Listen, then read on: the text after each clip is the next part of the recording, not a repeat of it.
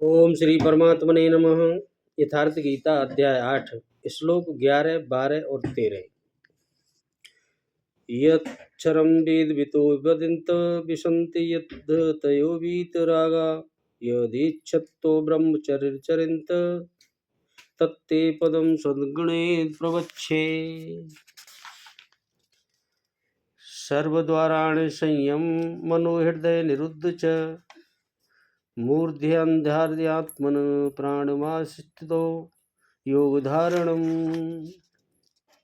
ओमिति काक्षरं ब्रह्म व्यारणं माम अनुस्मरण यः प्रजातित्यजन देहं स याति परमां गतिम्। भगवान बोले, अर्जुन, वेद के जानने वाले विद्वान जिस सच्चिदानंद घन स्वरूप पद को अविनाशी कहते हैं, आसक्ति रहित यत्नशील सन्यासी महात्मा जन जिसमें प्रवेश करते हैं और जिस परम पद को चाहने वाले ब्रह्मचारी लोग ब्रह्मचर्य का आचरण करते हैं, उस परम पद को मैं तेरे लिए संक्षेप में कहता हूँ। सब इंद्रियों के द्वारों को रोककर तथा मन को हृदय देश में स्थिर करके फिर उस जीते हुए मन के द्वारा प्राण को मस्तिष्क में स्थापित करके परमात्मा संबंधी योग धारणा में स्थित होकर जो पुरुष ओम इस एक अक्षर रूप ब्रह्म को उच्चारण करता हुआ और इसके अर्थ स्वरूप मुझ निर्गुण ब्रह्म का चिंतन करता हुआ शरीर को त्याग कर जाता है, वह पुरुष परम गति को प्राप्त होता है। ओम शब्द जपने के लिए बोले भगवान। वेदविद अर्थात अविदित तत्व को प्रत्यक्ष जानने वाले लोग जिस परम पद को अक्षरम अक्षय कहते हैं, वीतराग महात्मा जिसमें प्रवेश के लिए यत्नशील रहते हैं, जिस परम पद को चाहने वाले ब्रह्मचर्य का पालन करते हैं। ब्रह्मचर्य का अर्थ है जनेन्द्रिय मात्र का निरोध नहीं, बल्कि ब्रह्म आचरित स ब्रह्मचारी। ब्राह्य स्पर्शों को मन से त्याग कर ब्राह्य का निरंतर चिंतन स्मरण ही ब्रह्मचर्य है। जो ब्रह्म का दर्शन करा उसी में स्थान दिला शांत हो जाता है। इस आचरण से इंद्रिय संयम ही नहीं बल्कि सकलेंद्रिय संयम स्वतः हो जाता है। इस प्रकार जो ब्रह्मचर्य का आचरण करते हैं, जो हृदय में संग्रह करने योग्य है, धारण करने योग्य है, उस पद को मैं तेरे लिए कहूँगा। वह पद है क्या, कैसे पाया जाता है? इस पर योगेश्वर भगवान श्री कृष्ण बोले, सब इंद्रियों के दरवाजों को रोककर और वासनाओं से अलग रहकर मन को हृदय में स्थित करके, यानी ध्यान हृदय में ही धरा जाता है, बाहर नहीं। पूजा बाहर नहीं होती। प्राण अर्थात अंतःकरण के व्यापार को मस्तिष्क में निरोध कर योग धारणा में स्थित होकर यानी योग को धारण किए रहना है, दूसरा तरीका नहीं है। जो पुरुष ओम इतना ही अक्षर ब्रह्म का परिचायक है, इसका जप तथा मेरा स्मरण करता हुआ शरीर का त्याग कर जाता है, वह पुरुष परम गति को प्राप्त होता है। भगवान बोले, श्री कृष्ण एक योगेश्वर परम तत्व में स्थित महापुरुष सदगुरु थे। योगेश्वर श्री कृष्ण ने बताया कि ओम अक्षय ब्रह्म का परिचायक है, तू इसका जप कर और ध्यान मेरा कर। प्राप्ति के हर महापुरुष का नाम वही होता है जिसे वह प्राप्त है, जिसमें वह विलय है, जिसके लिए नाम ओम बताया और रूप अपना। योगेश्वर श्री कृष्ण जपने का निर्देश नहीं दिया, लेकिन कालांतर में भावकों ने उनका भी नाम जपना आरंभ कर दिया और अपनी श्रद्धा के अनुसार उसका फल भी पाते हैं। जैसा कि मनुष्य की श्रद्धा जहाँ टिक जाती है, वहाँ मैं ही उसकी श्रद्धा को पुष्ट करता तथा मैं ही फल का विधान करता हूँ। भगवान बोले, भगवान शिव ने राम शब्द के जपने पर बल दिया। रमनते योग ने इसमें स राम, रा और म के बीच में कबीरा रहा लुकाए। रा और म के इन दो अक्षरों के अंतराल में कबीर अपने मन को रोकने में सक्षम हो गए। श्री कृष्ण ओम पर बल देते हैं। ओम स ओम अर्थात वह सत्ता मेरे भीतर है, वही कहीं बाहर न ढूंढने लगे। यह ओम भी उस परम सत्ता का परिचय देकर शांत हो जाता है। वास्तव में उन प्रभु के अनंत नाम हैं, किंतु जप के लिए वही नाम सार्थक है जो छोटा हो, श्वास में ढल जाए और एक परमात्मा का बोध कराता हो, जिससे भिन्न अनेक देवी देवताओं की अविवेक पूर्वक कल्पना से उलझना लक्ष्य से दृष्टि न हटा दे। पूज्य महाराज जी कहा करते थे कि मेरा रूप देखें और श्रद्धानुसार कोई भी 2-2.5 अक्षर का नाम ओम राम शिव में से कोई एक लें, उसका चिंतन करें और उसी के अर्थ स्वरूप इष्ट के स्वरूप का ध्यान करें। ध्यान सद्गुरु का ही किया जाता है। आप राम कृष्ण अथवा वीतराग विषयम वा चिंतम, वीतराग महात्मा अथवा यथावेद मध्यानाद्वा अभिमत अर्थात योग के अभिमत अनुकूल किसी का भी स्वरूप पकड़ें, वे अनुभव में आपको मिलेंगे और आपके समकालीन किसी सद्गुरु की ओर बढ़ा देंगे, जिनके मार्गदर्शन में आप सने सने प्रकृति के क्षेत्र से पार होते जाएंगे। मैं भी प्रारंभ में एक देवता कृष्ण के विराट रूप के चित्र का ध्यान करता था, किंतु पूज्य महाराज जी ने अनुभवी प्रवेश के साथ वह शांत हो गया। प्रारंभिक साधक नाम तो जपते हैं, किंतु महापुरुष के स्वरूप का ध्यान करने में हिचकते हैं। वे अपनी अर्जित मान्यताओं का पूर्वाग्रह छोड़ नहीं पाते, वे किसी अन्य देवता का ध्यान करते हैं जिसका योगेश्वर श्री कृष्ण ने निषेध किया। अतः पूर्ण समर्पण के साथ किसी अनुभवी महापुरुष की शरण लें। पुण्य पुरुषार्थ सबल होते ही कुतर्कों का शमन और यथार्थ क्रिया में प्रवेश मिल जाएगा। योगेश्वर श्री कृष्ण के अनुसार इस प्रकार ओम के जप और परमात्मा स्वरूप सद्गुरु के स्वरूप का निरंतर स्मरण करने से मन का निरोध और विलय हो जाता है और उसी क्षण शरीर से संबंध का त्याग हो जाता है। केवल मरने से शरीर पीछा नहीं छोड़ता। भगवान बोले,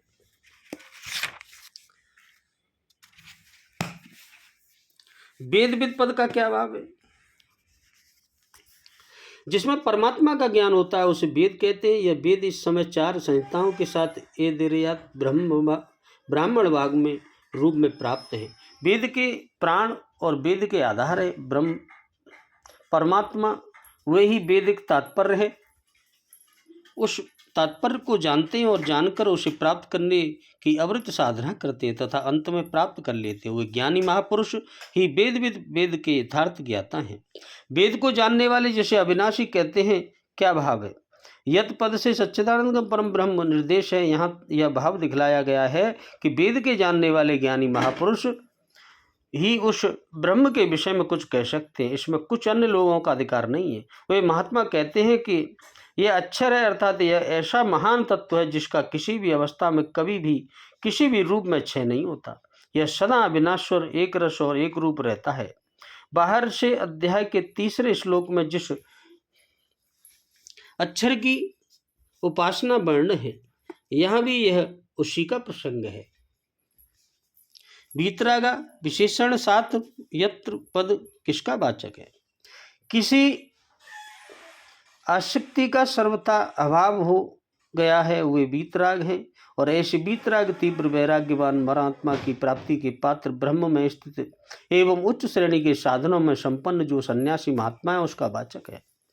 यश विसंत का क्या भाव? इसका शब्दार्थ है जिसमें प्रवेश करते हैं। अभिप्राय है कि यत पद उसमें सच्चिदानंद परमात्मा को लक्ष्य करके कहा गया है, जिसमें उपयुक्त साधन करते करते साधन की शेष सीमा पर पहुंचकर यति लोग अविद्य भाव से प्रवेश करते हैं।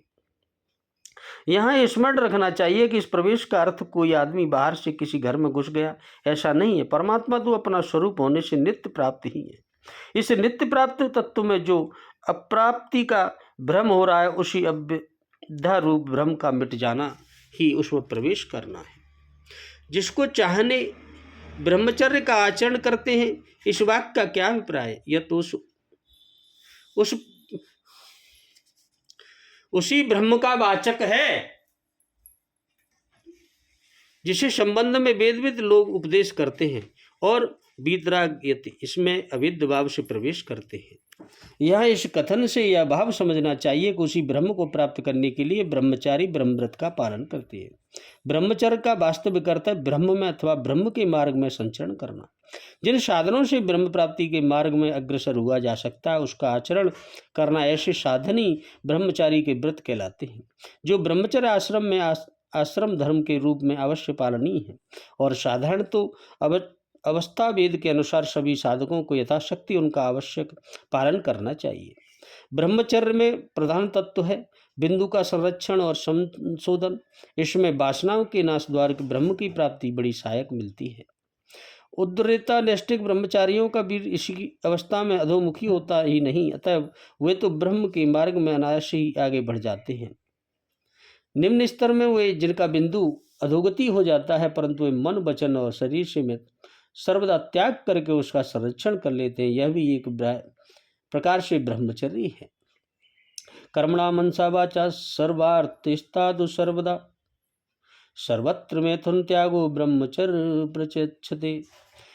सब जगह सब तरह की स्थिति में सर्वदा मन वाणी और कर्म से मैथुन का त्याग ब्रह्मचर्य कहलाता है। आश्रम व्यवस्था लक्ष्मी ब्रह्म की ही प्राप्ति है। ब्रह्मचर्य सबसे पहला आश्रम है, उसमें विशेष सावधानी के साथ ब्रह्मचर्य के नियमों का पालन करना आवश्यक है। इसीलिए कहा गया है कि ब्रह्म की इच्छा करने वाले ब्रह्मचारी ब्रह्मचर्य का आचरण करते हैं। वह पद मैं ही संक्षेप में तुझे बताता हूँ। इस वाक्य से भगवान ने यह प्रतिज्ञा की कि उपयुक्त वाक्य में जिस ब्रह्म परमात्मा का निर्देशन किया वह ब्रह्म कौन है और अंतकाल में किस प्रकार साधन करने वाला मनुष्य उसको प्राप्त होता है, यह बात मैं तुम्हें बताता हूँ।